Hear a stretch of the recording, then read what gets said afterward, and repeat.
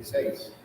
Efesios capítulo 2, versículos 14 al 16. Dice así la palabra del Señor. Porque Él es nuestra paz, que de ambos pueblos hizo uno, derribando la pared intermedia de separación, aboliendo en su carne las enemistades, la ley de los mandamientos expresados en ordenanzas, para crear en sí mismos de los dos un solo y nuevo hombre, haciendo la paz. Y mediante la cruz, reconciliar con Dios a ambos en un solo cuerpo, matando en ella las enemistades. Señor, añada bendición a su palabra. Amén. Señor, te damos gracias nuevamente en este día. Venimos delante de ti en humildad de corazón, acercándonos a las Sagradas Escrituras, acercándonos a tu palabra que es bendita y que nos ayuda y nos sostiene y nos guía, pidiéndote, Señor, tu ayuda para que seas tú guiándonos en el entendimiento de tu palabra, en el entendimiento de la verdad y en el entendimiento de lo que nos es necesario aprender hoy de ella, para que podamos, Señor, seguir avanzando en nuestro camino, seguir fortalecidos, seguir animados, ser exhortados a través de ella. Guíanos con tu Santo Espíritu, bendito Señor, y ayúdanos para tener comprensión de ella y ponerla por obra en nuestra vida. Te damos gracias en el nombre de Jesús. Amén. Continuamos, mis hermanos, con el estudio del libro de Efesios. Ya vamos en el capítulo 2. Ya estamos hoy en los versículos 14 al 16. Estamos entonces entendiendo nosotros, desde el texto pasado, hablamos acerca de cómo los gentiles estaban separados, era un pueblo separado de Dios. Hablamos acerca de la circuncisión, de la incircuncisión y de cómo nuestro Dios les muestra y les recuerda que era un pueblo que no tenía esperanza alguna, que la única esperanza estaba en Cristo. Ya en los textos que vamos a entrar a estudiar ahora, vamos a ver cómo de los dos pueblos Él hizo uno. Pero para ello es importante que nosotros nos pongamos un poco en contexto de la historia. La historia nos señala que antes de 1897 fue el primer Congreso Sionista. El Congreso Sionista era una ideología y un movimiento nacionalista que propuso desde sus inicios el establecimiento de un Estado para el pueblo judío, preferiblemente en la antigua tierra de Israel, donde estaban sus raíces de más de 3000 años. Y este movimiento fue el promotor y el responsable en gran medida de la fundación del Estado de Israel. Este grupo de inmigrantes sionistas regresó y se fue ubicando en el territorio. Y después de la Primera Guerra Mundial, durante la partición del Imperio Otomano, la Sociedad de Naciones, o la Liga de las Naciones, como se conocían las Naciones Unidas en ese momento, aprobó un mandato británico de Palestina. Es decir, que el pueblo, los británicos estaban cuidando a los palestinos. Pero en 1947, las Naciones Unidas aprobaron la partición de Palestina en dos estados, uno árabe y uno judío.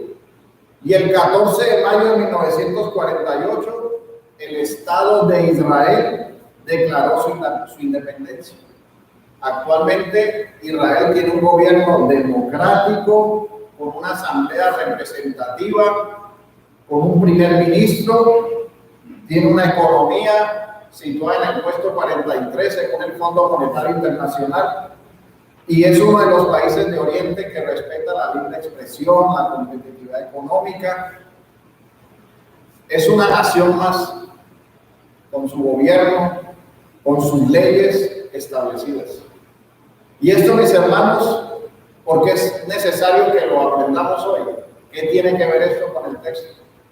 Pues que esto nos deja ver que Israel es un estado que está bajo la gracia común de nuestro Dios. No es un estado diferente a otras naciones. Es un estado con un gobierno como lo tenemos nosotros, como lo tiene Estados Unidos, como lo tiene Francia, como lo tiene Inglaterra.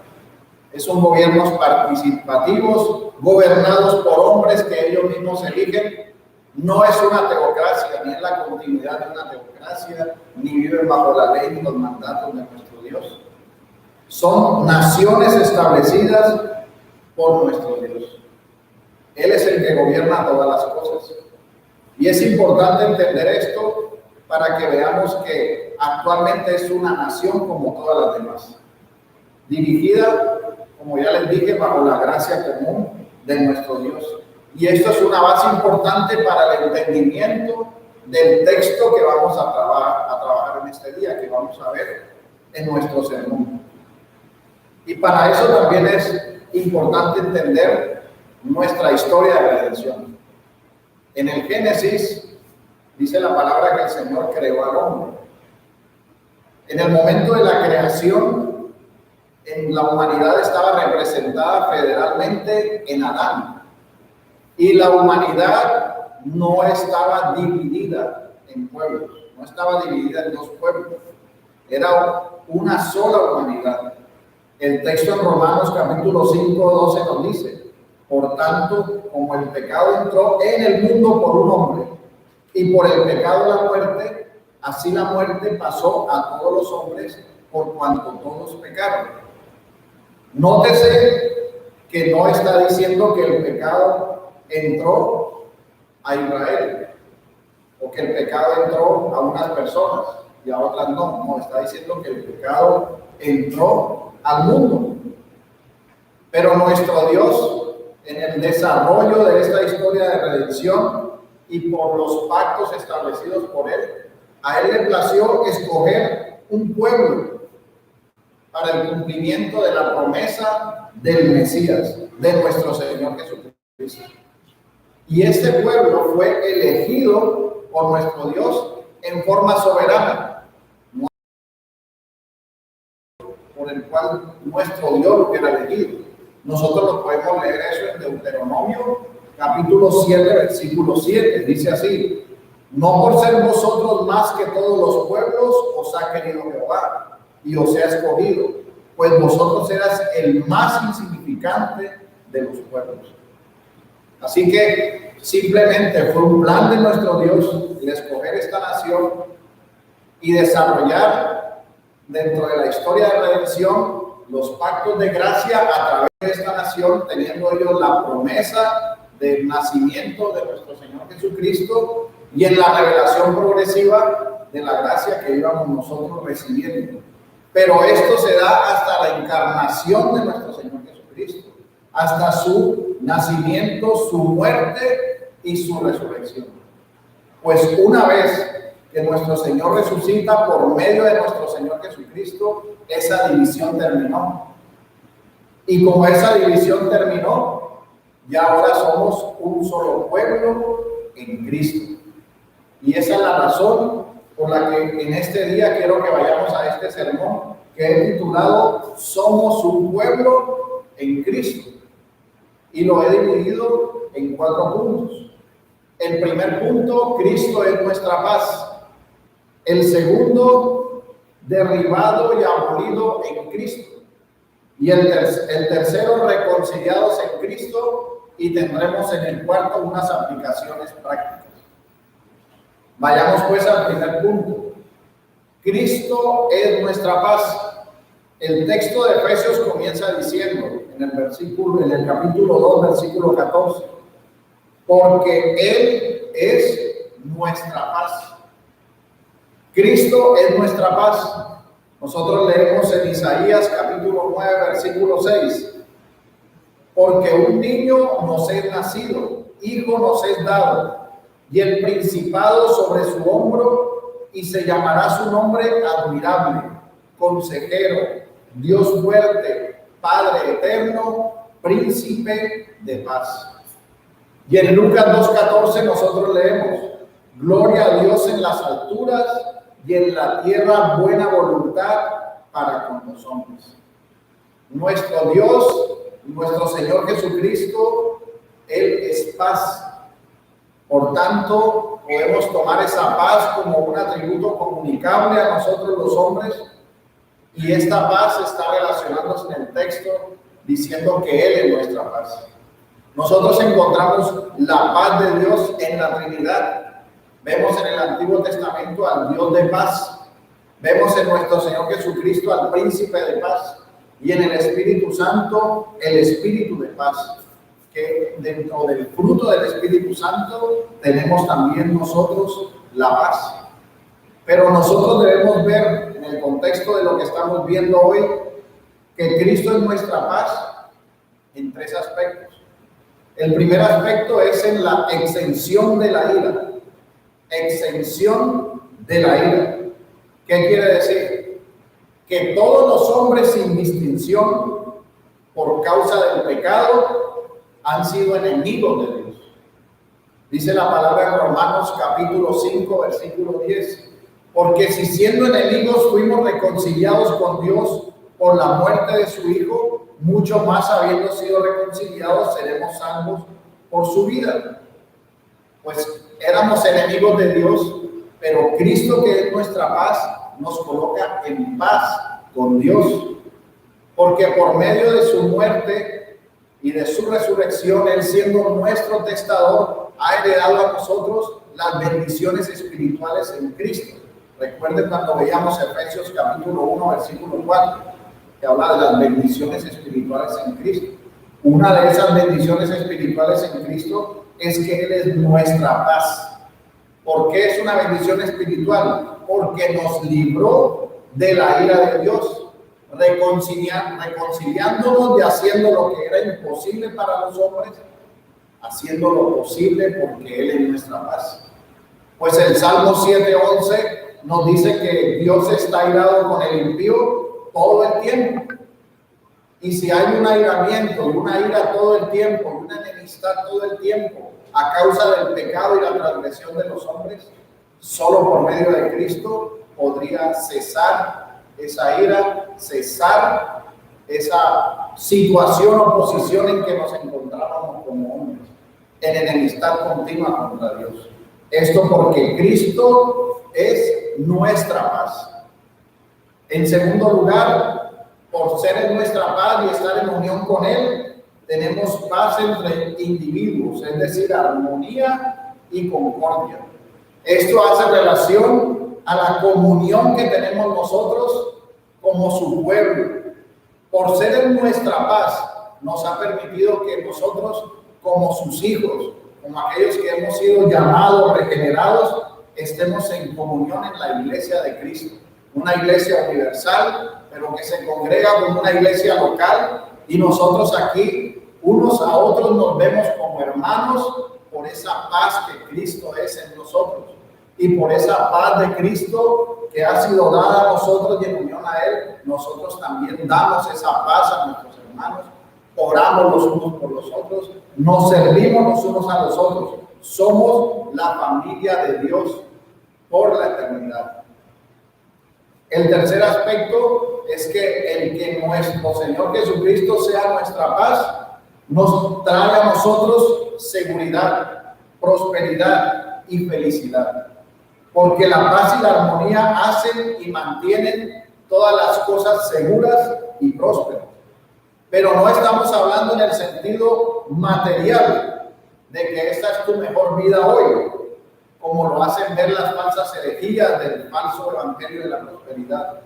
Estamos hablando, y esta prosperidad se está refiriendo al estado eterno de nosotros como hijos de Dios.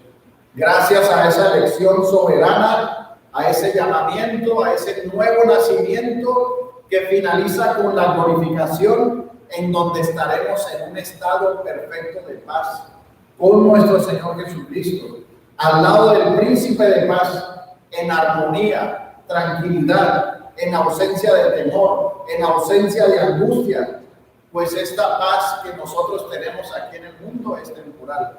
Tenemos una paz que sobrepasa todo entendimiento en Cristo mientras estamos en este mundo.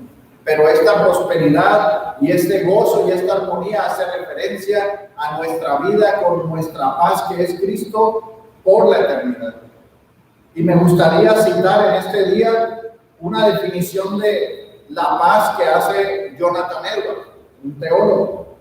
Él dice así: la paz del cristiano difiere infinitamente de la de los del mundo, en que es indefectible y eterna. La paz que los hombres carnales tienen en las cosas del mundo es conforme al fundamento sobre el que está construida, de corta continuidad, como la comodidad de un sueño. Estas cosas, las mejores y más duraderas de ellas, son como burbujas en la superficie del agua. Se desvanecen en un momento. Pero el fundamento de la paz del cristiano es eterno, que ni el tiempo ni ningún cambio pueden destruir. La paz que nosotros tenemos en nuestro Señor, que es nuestra paz, no escapa, como todas las cosas de nuestro Dios, de su providencia. No escapa de lo que nuestro Dios hace por nosotros en este tiempo. Hemos entendido que por ser en nuestra paz, hemos sido librados de la ira de Dios. Tenemos comunión unos con otros, porque somos del pueblo de Dios, somos de la familia de Dios. Tendremos un estado eterno de paz y de tranquilidad en Cristo, que es nuestra paz. Pero en este tiempo que estamos viviendo, no escapa la paz de nuestro Dios, que Cristo es nuestra paz, de esa providencia. Y aunque pareciera que algunas veces se opongan entre sí, la paz y la providencia siempre se van a encontrar. Como dice la palabra, la misericordia y la verdad se encontraron, la justicia y la paz se besaron, en el Salmo 85:10. Estas palabras se referían al regreso de Israel de la cautividad babilónica y la verdad y la justicia de Dios en la promesa hecha 70 años antes, que parecían muy lejos, en la experiencia de una misericordia y la paz. Pero esto encontró Israel cuando salió de la cautividad. Y ahí la providencia mostró cómo esa paz era una realidad. Ahora, mis hermanos, nosotros vemos cómo la paz de nuestro Dios es una realidad. Cuando enfrentamos aflicciones, cuando enfrentamos dificultades, y nosotros vemos por la providencia la paz de Dios en nuestro corazón, en nuestra mente, en nuestra vida. Nosotros vemos providencialmente el ejercicio de que Cristo es nuestra paz en la vida de nosotros, en la comunión que tenemos, en nuestra relación personal con nuestro Dios. Y esto nos lleva, mis hermanos, al segundo punto: derribado y abolido en Cristo. Dice el texto en el versículo 15, leamos desde el versículo 14: porque Él es nuestra paz, que de ambos pueblos hizo uno, derribando la pared intermedia de separación, aboliendo en su carne las enemistades, la ley de los mandamientos expresados en ordenanzas, para crear en sí mismo de los dos un solo y nuevo hombre, haciendo la paz. Ya entendemos que Cristo es nuestra paz, y esta paz conlleva, como dice el texto, a derribar la pared intermedia. Esa pared intermedia, ¿a qué hacía referencia? Hacía referencia al patio de los gentiles. En el templo de Herodes, cuando se construyó el templo de Herodes, había un patio que se llamaba el patio de los gentiles. Ellos, los gentiles, podían encontrarse en este patio, pero había una pared que los separaba, y a esa pared que los separaba solo podían entrar los judíos. ¿A qué entraban los judíos? Diciendo que al ser Cristo nuestra paz, al reconciliarnos con nuestro Dios, derribó esa pared. Esa pared fue derribada. ¿Qué pared? La exclusividad que tenía el pueblo judío de ofrecer los sacrificios, la exclusividad que tenían de pasar ellos únicamente al otro lado de la estructura y de la pared. Y al ser derribada, hay un libre acceso a la gracia.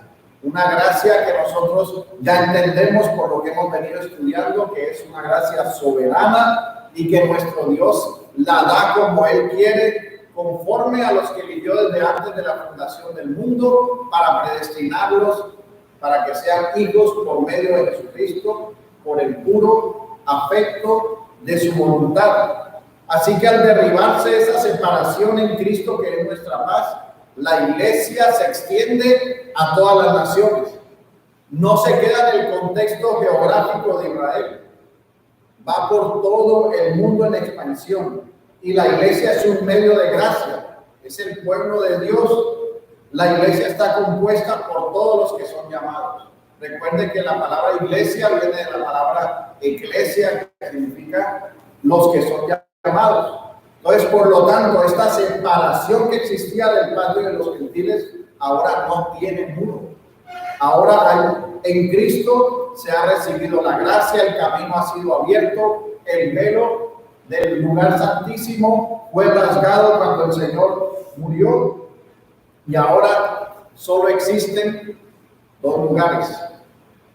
Un patio de los gentiles, que podemos decir nosotros que puede simbolizar al mundo, y el templo de nuestro Dios, que está formado por su iglesia, por el cuerpo que somos nosotros. Todos aquellos que somos llamados entramos al templo, pero todos aquellos que permanecen en sus delitos y pecados permanecerán en el patio de los gentiles, permanecerán en el mundo. Y eso nos lleva a nosotros o a ustedes a preguntarse en qué lugar se encuentran. ¿Están ustedes en el patio del mundo o están ustedes en el templo, disfrutando de la gracia y de la comunión con el Dios vivo? Si no está en el templo, sino en el patio de los gentiles, es tiempo de venir a Cristo en arrepentimiento, en humildad, para ser parte de su iglesia, de su pueblo. Y si está en el templo, disfrutando de la comunión con Dios y de su gracia, es necesario despojarse del pecado que los asedia y buscar una vida en santidad, una vida que muestre el amor a nuestro Dios. Pero el texto no solo habla de la pared que ha sido derribada, sino que el texto también nos está haciendo mención de que se abolieron en su carne las enemistades. Este punto de que se abolió la enemistad de la carne fue el que tratamos en el sermón anterior, cuando se habla de esa separación que había por la carne entre la circuncisión y la incircuncisión. Ya nosotros sabemos que en el nuevo pacto la circuncisión es la del corazón, y por eso esa enemistad de la carne que existía fue abolida. Ya no existe más una forma externa de circuncisión para decir que soy parte del pueblo de Dios, porque en Cristo todos somos uno, y el nuevo nacimiento y la regeneración nos dan en su corazón circuncidado para servir a Dios, para adorar a nuestro Dios. Pero también nos está diciendo que al hacer esta abolición en la carne de las enemistades, también hubo una abolición de la ley de los mandamientos expresados en ordenanzas. ¿A qué se refieren estos mandamientos? Bueno, en primer lugar hay que dejar claro que no se refieren a la ley moral de nuestro Dios, que son los 10 mandamientos. Los 10 mandamientos no han sido abolidos, porque hacen parte del carácter moral de nuestro Dios. Nuestro Dios es inmutable y su exigencia moral para los hombres no ha cambiado, ni cambiará nunca, porque nuestro Dios no se arrepiente y no cambia. Así que la ley moral de nuestro Dios sigue vigente. Entonces, ¿a qué ley o a qué ordenanza se está refiriendo el texto? Se está refiriendo específicamente a que cesaron los sacrificios en el templo y a que cesaron las leyes y las ordenanzas de las festividades. ¿Por qué razón? Porque si Cristo es nuestra paz, y si en Cristo ya fuimos unidos, y nuestro Señor Jesucristo hizo un solo sacrificio, una sola vez y para siempre, ya no es necesario ejercer más sacrificios. Ya no es necesario un templo donde se deben llevar los corderos y deben ser sacrificados por el pecado, porque esto simplemente era un tipo de lo que había de venir. Prefiguraba a nuestro Señor Jesucristo. Y una vez que el tipo tiene su antitipo, el tipo debe desaparecer. ¿Por qué razón? Porque ya tenemos el cumplimiento de todas las cosas en nuestro Señor Jesucristo. Esa es la razón por la que han cesado esos sacrificios y han cesado las leyes ceremoniales, porque ya nosotros no hacemos ceremonias para recordar ciertas cosas, sino que adoramos al Dios vivo. Como dice la palabra, lo adoramos en espíritu y en verdad, porque Él tales adoradores busca que le adoren. Entonces ya no es necesario más sacrificios, no son necesarias más fiestas, ni más ordenanzas, ni más celebraciones. Todos somos uno en Cristo nuestro Señor. Él derribó el muro, abolió la enemistad de la carne y quitó las leyes y las ordenanzas de los sacrificios y de las fiestas que existían, dejándonos a nosotros unidos en Él como un pueblo, como un solo cuerpo que somos en nuestro Señor Jesucristo. Así que no es como lo pretenden hacer ver los judaizantes, de que todavía existen cosas que están vigentes, de que se debe tocar una corneta grande, de que se debe comer ciertas cosas y hacer ciertas celebridades, o colocarse una barba y colocarse algo encima. Todo esto son cosas inventadas por los hombres.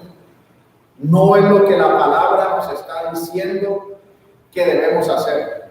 La palabra aquí nos está mostrando con una claridad diamantina que fue abolida la enemistad de la carne, la ley de los mandamientos expresados en la ordenanza. Y con un propósito, para crear de los dos. ¿Por qué dice de los dos? Porque vimos nosotros en el sermón pasado que hablamos de los gentiles que estaban separados. Vimos nosotros ahora la separación que había entre gentiles y judíos, y ahora se está refiriendo a los judíos mismos, diciéndoles que lo que había en la carne, su circuncisión fue abolida, sus mandamientos y sus ordenanzas, con el fin de crear un solo pueblo. Y ese solo pueblo es la iglesia de nuestro Señor Jesucristo. Por medio de Él y por medio de Él que es nuestra paz. ¿Esto qué quiere decir? Que el Señor vino y murió por todos los que el Padre le dio. Y todos los que el Padre le dio son todos los creyentes de todos los tiempos. Son millares. Y le recuerden que la promesa a Abraham era que su pueblo sería como la arena del mar. La nación de Israel en toda su historia, si fueran solo ellos los salvos, no podrían ser como la arena del mar. No podrían ser millares de millares. Porque la promesa era la salvación para todos. Y nuestro Señor Jesucristo hizo de todos un solo pueblo. En Él estamos reconciliados y en Él somos nosotros, su iglesia, unidos a Él. Por eso Gálatas nos dice, Gálatas capítulo 3, versículo 26 dice: pues todos sois hijos de Dios, refiriéndose a los creyentes, por la fe en Cristo Jesús. Porque todos los que habéis sido bautizados en Cristo, de Cristo estáis revestidos. Ya no hay judío ni griego, no hay esclavo ni libre, no hay varón ni mujer, porque todos vosotros sois uno en Cristo Jesús. Y si vosotros sois de Cristo, ciertamente linaje de Abraham sois y herederos según la promesa. Este es un texto que nos ayuda a confirmar lo que estamos viendo en Efesios. ¿Por qué razón? Porque el texto nos está diciendo que en Cristo somos uno, pero se refiere a que somos una iglesia, porque Él pagó un precio de sangre por todos los que son suyos. Y dice que por ser de Cristo somos linaje de Abraham. Ahora, somos injertados en el olivo, pero todos somos de Cristo y herederos según la promesa. La promesa era la promesa del Mesías, la promesa de nuestro Señor Jesucristo. Así que hay una sola iglesia y un solo pueblo. No existen dos promesas, una promesa para los que son gentiles y una promesa para los que son judíos, porque entonces habría dos planes de salvación, dos historias de redención, dos pactos de gracia diferentes. Y la palabra por todas partes menciona un solo pacto de gracia, un solo pueblo, una sola unidad en Cristo nuestro Señor. Por eso es que les mencionaba la historia de Israel, porque son un estado normal. De ese estado nuestro Dios tendrá elegidos para sí, así como los tiene de Colombia, de Venezuela, de Argentina, de Estados Unidos, de todas partes del mundo, porque el Evangelio se ha predicado a todo el mundo. Pero ya no existe esa clasificación de un pueblo especial, de una salvación especial, de que son los 144,000 sellados, de que tienen una salvación diferente, como menciona con la posición dispensacionalista. No, mis hermanos, el texto es claro, de todos y son uno, porque todo no se trata de nosotros. No se trata del hombre, no se trata de tener un título que diga israelita o un título que diga gentil. Se trata de que somos uno en Cristo para la gloria de Dios.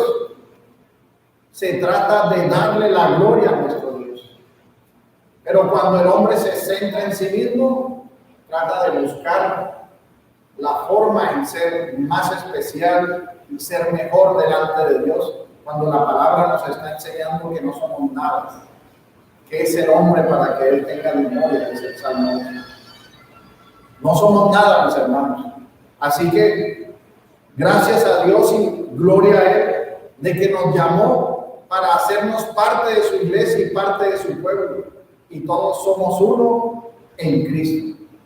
Esto nos lleva al tercer punto. Reconciliados en Cristo.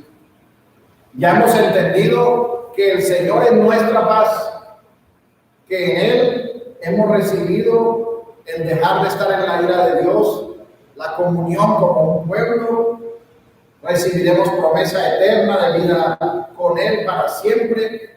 Hemos entendido que somos en Cristo un solo pueblo, de que no hay una separación de uno y de otro. Y ahora tenemos que entender que hemos sido reconciliados en nuestro Señor. Nuestro Señor Jesucristo es el fundamento de la paz entre Dios y los hombres, que se une por el lazo de la gracia. Y esto es lo que nos permite a nosotros el ser reconciliados con Dios. En realidad no existiría ninguna otra forma en que nosotros dejáramos de ser enemigos de Dios, solo por la paz que tenemos en la unión con Cristo por medio de su sacrificio en la cruz. Pues recordemos nosotros que nuestro Dios Todopoderoso, conforme al Consejo Intertrinitario, se dispuso que Él estaría en un estado de humillación cuando fue encarnado. Leemos nosotros en Filipenses capítulo 2, versículo 5 en adelante. Haya pues en vosotros este sentir que hubo también en Cristo Jesús, el cual, siendo en forma de Dios, no estimó el ser igual a Dios como cosa a que aferrarse, sino que se despojó a sí mismo, tomando forma de siervo, hecho semejante a los hombres, y estando en la condición de hombre, se humilló a sí mismo, haciéndose obediente hasta la muerte, y muerte de cruz. Y cuando leemos el texto en Efesios, en el versículo 16, capítulo 2, verso 16, dice: y mediante la cruz reconciliar con Dios a ambos en un solo cuerpo, matando en ella las enemistades. Se humilló hasta la muerte y muerte de cruz. Y dice que por medio de esa muerte de la cruz nos reconcilia con nuestro Dios. Somos reconciliados en Cristo. Y si observamos nosotros detalladamente en este texto, nos muestra que este estado de obligación llevó a nuestro Señor a la muerte en la cruz, la cual era necesaria, pues desde el Antiguo Testamento la forma en que cesaba la ira de Dios era a través del sacrificio. Cuando se sacrificaba el cordero, se retenía la ira de Dios por el sacrificio de ese cordero, por la sangre que se esparcía. Ahora viene el Cordero de Dios que quita el pecado del mundo, limpio, puro, sin mancha alguna, Pasó a través del Sanedrín, pasó a través de Herodes y pasó a través de Pilato. Y ninguno de los tres encontró de qué acusarlo, o de qué mancharlo, o de qué repudiarlo por alguna razón. Esto confirmando que de todos los pueblos era el inocente y el cordero necesario para que el sacrificio fuera perfecto y fuera satisfecha la ira de Dios. Porque ya en esa posición en que él pasa de un lado a otro, está mostrando que de todos había un solo pueblo, un solo sacrificio. Y fue necesario que fuera en la humanidad de Cristo. Por eso Hebreos 10:5 dice: por lo cual entrando en el mundo dice, sacrificio y ofrenda no quisiste, mas me preparaste un cuerpo por medio del cual se haría posible la reconciliación de su pueblo, compuesto por todos los elegidos de todos los tiempos. Y es por eso que los hijos de la promesa son como la arena del mar. Y nuestro Señor, siendo 100% Dios y 100% hombre, fue ese Cordero perfecto que murió en la cruz y que nos reconcilió a todos, a judíos, a gentiles, a griegos, a todos. Por el sufrimiento y la muerte en la cruz de nuestro Señor se hizo la justicia de Dios. Y nuestro Señor Jesucristo recibió todo. Y por eso se expresa la eficacia de su sangre y de su sacrificio, y la grandeza de la condescendencia y de su amor, porque nosotros hemos sido justificados por esa obra que nuestro Señor Jesucristo hizo, porque Él recibió la copa de la ira de Dios, y en ese momento nos reconcilia y nos hace uno en Cristo. Esa es la razón por la cual solo hay un solo pueblo, y ese pueblo es la iglesia de Cristo, del cual Él es la cabeza, y nosotros somos el cuerpo de la iglesia de Cristo. Y por eso, mis hermanos, no puede existir una división. En nuestro Dios no hay divisiones. En nuestro Dios hay unidad, hay armonía. El carácter de nuestro Dios que nos permite conocer la Escritura, porque no podemos nosotros conocer la infinidad y la grandeza, ni siquiera en nuestra mente cabe la grandeza de nuestro Dios. Pero en lo que Él nos ha permitido conocer de Él a través de la palabra, vemos que aún en su consejo, en el consejo de Dios, en su decreto, todo ha tenido una armonía y una perfecta correlación. Así que nuestro Dios no hizo dos planes de salvación, no hizo dos redenciones, no hizo dos pactos de gracia. Es un solo pueblo redimido por la sangre de Cristo, por el sacrificio en la cruz, y ese solo pueblo es el que adorará al Señor por la eternidad. Mis hermanos, alabemos a nuestro Señor Jesucristo por la grandeza de su obra en favor de su pueblo. Y esto nos lleva al cuarto punto. Vamos a ver tres aplicaciones prácticas. En primer lugar, mis hermanos, siendo Cristo nuestra paz, siendo Cristo la paz, habiendo recibido la bendición espiritual de la paz, no como el mundo la da, es necesario hacerse una pregunta.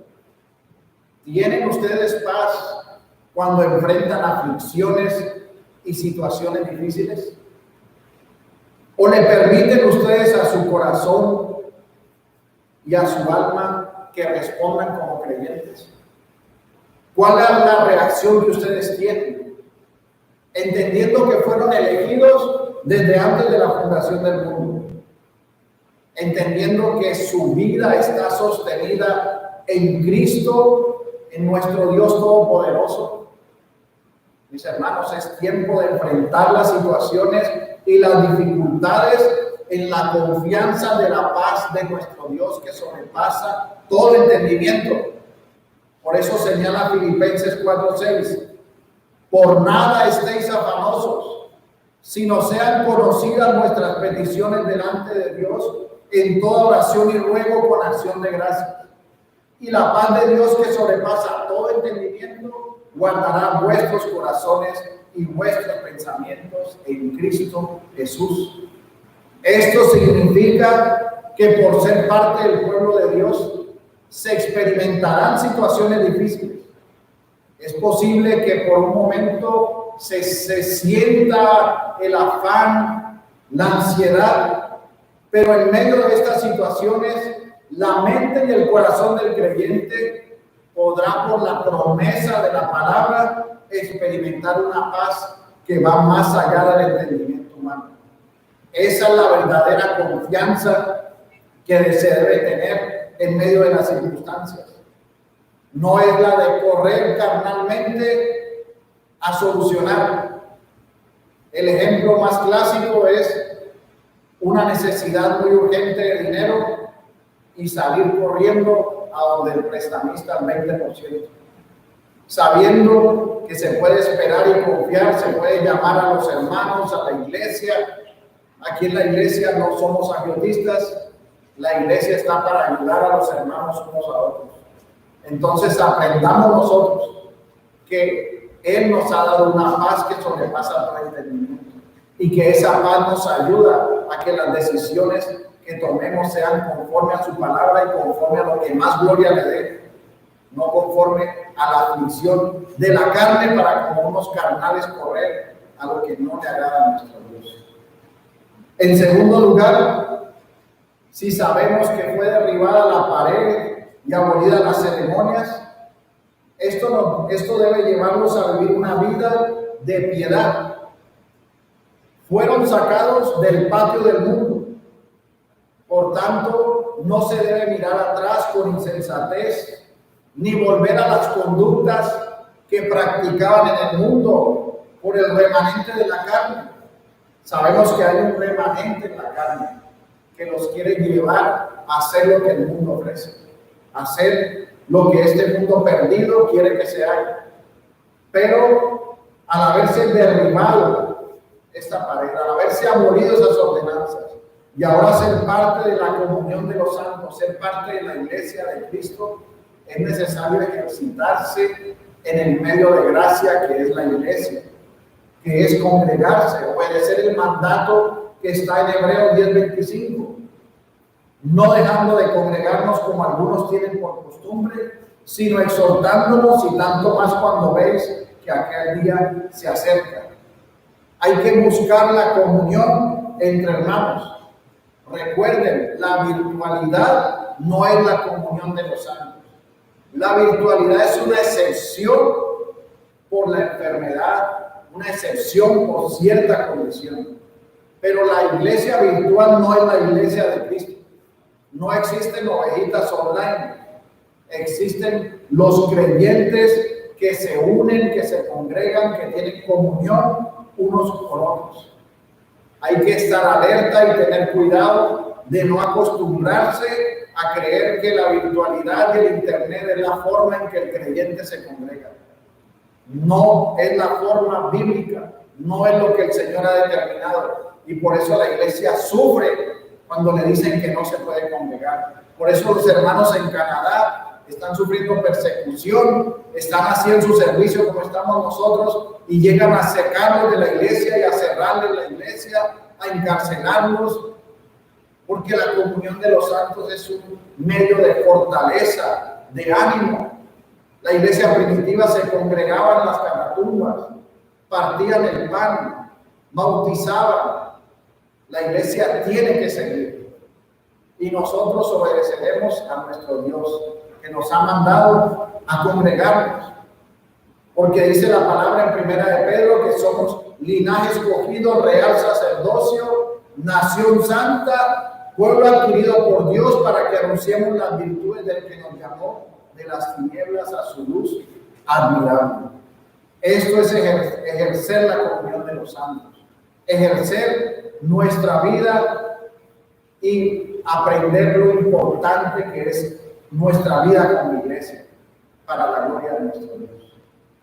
Y tercera y última aplicación, habiendo sido reconciliados en Cristo, habiendo cesado la enemistad, es necesario que vivan como conviene a los santos, creciendo en el fruto del Espíritu, como lo enseña Gálatas 5:22.